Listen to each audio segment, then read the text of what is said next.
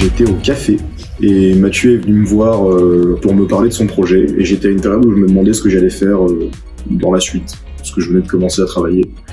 Et j'ai tout de suite dit oui au projet parce que j'avais envie de tester de nouvelles choses. Donc ça faisait très longtemps que je me disais qu'un jour je reprendrais une société. Et en 2020, lors du confinement, j'étais dans mon jardin et je me suis dit, Denis, c'est le moment de passer à l'action.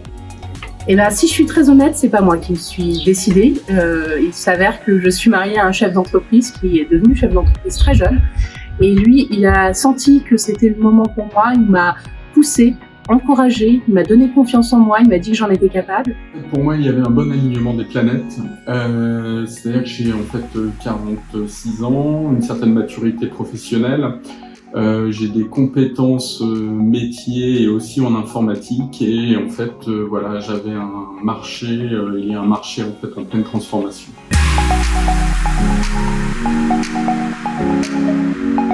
Je dirais plutôt facilement, dans le sens où j'ai commencé à travailler sur mon projet de création d'entreprise alors que j'étais encore salariée.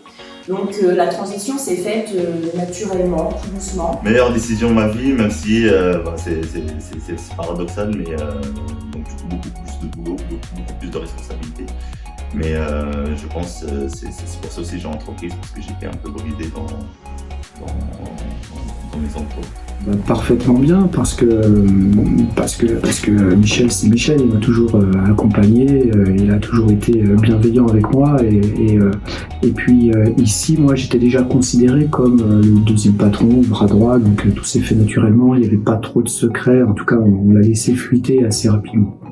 Alors ça s'est fait plutôt assez facilement parce que j'étais déjà avec les salariés de mon ancienne boîte, donc je savais déjà comment j'avais des notions de management et j'étais très très autonome dans mon travail, donc des décisions j'en prenais beaucoup, donc dans le fond la transition s'est faite assez facilement.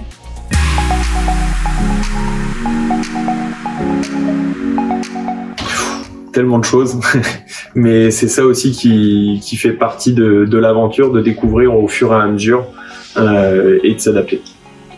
Ce que j'aurais aimé vraiment savoir, c'était dans le bâtiment, on est pas sur ces axes, et que malgré tout, malgré qu'on puisse essayer de voir tout, on a toujours des délais qui se rallongent. J'étais à peu près au courant de tout, comme j'avais été nommé directeur général avant et que la transition s'est faite avec M. Maroulas pendant pratiquement 2 ans et demi, en plus en période de crise, donc j'avais pas beaucoup de choses qui m'étaient inconnues, donc non, ça n'a pas été très compliqué. Ce que j'aurais aimé savoir avant de commencer, c'est surtout sur la partie RH et la partie un peu juridique. Il y a quand même quelques compétences à avoir qui sont importantes. Et j'aurais bien aimé me former, même si le métier de chef d'entreprise s'apprend pas, il se vit et il s'apprend sur le terrain et pas forcément en formation. Finalement, pas grand-chose parce que je suis content de découvrir chaque nouvelle chose à chaque nouvelle étape et c'est quelque chose que j'aime bien d'apprendre des choses à chaque nouvelle étape et c'est un peu ce côté aventure qu'on aime dans l'entrepreneuriat.